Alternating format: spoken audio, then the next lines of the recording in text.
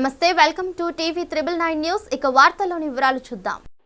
BCY party December 15వ తేదీన రైతుల సమస్యల కోసం రైతు బేరీ కార్యక్రమం నిర్వహిస్తుంది. ఈ కార్యక్రమం కోసం బీసీవై పార్టీ మహిళలు, నాయకులు నియోజకవర్గంలో ప్రచారం చేస్తున్నారు.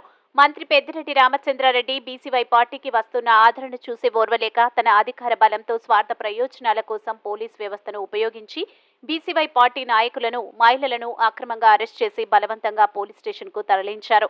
మహిళలని చూడకుండా అర్ధరాత్రి అయినా సరే పోలీస్ స్టేషన్ నుంచి మహిళలను వదలకుండా అక్రమ అరెస్ట్ చేసి ప్రజాస్వామ్యాన్ని కూని చేస్తున్నారు.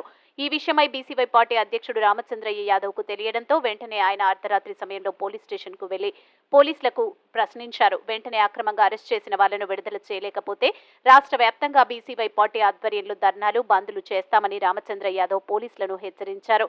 ఇలాంటి అక్రమ అరెస్టులను భారత చైతన్య యోజన పార్టీ తీవ్రంగా ఖండిస్తుంది. ప్రభుత్వం మరియు మంత్రి పెద్దిరెడ్డి రామచంద్రారెడ్డి ఇలాంటి అక్రమ అరెస్టులు చేసి ప్రజలను ఇబ్బంది పెడితే రాబోయే రోజుల్లో తగిన మూల్యం చెల్లించుకోవాల్సి వస్తుందని రామచంద్ర యాదవ్ అన్నారు.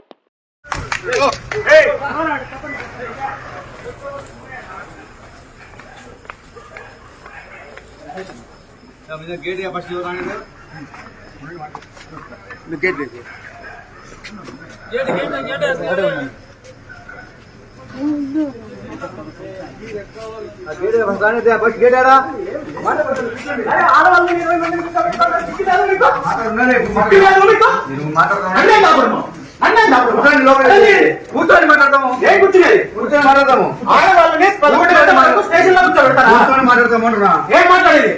ఏం మాట్లాడేది? ఏం మాట్లాడేది? పోలీస్ స్టేషన్ పెద్దిరెడ్డి వాళ్ళు బాబు జాగిరా. ఏమని ఉంటున్నారు? 12 అవుతుంది టైం. సొంత జాగిరా ఉంటున్నారా? పంపించండి, ఆడవాళ్ళని ఫస్ట్ బయట పంపించండి. పంపించండి బయట. కూర్చొని మాట్లాడుతున్నాను. కూర్చొని పంపిస్తాను. అందరూ పంపిస్తాను. 11 గంటల వరకు ఆడవాళ్ళని పంపిస్తాను.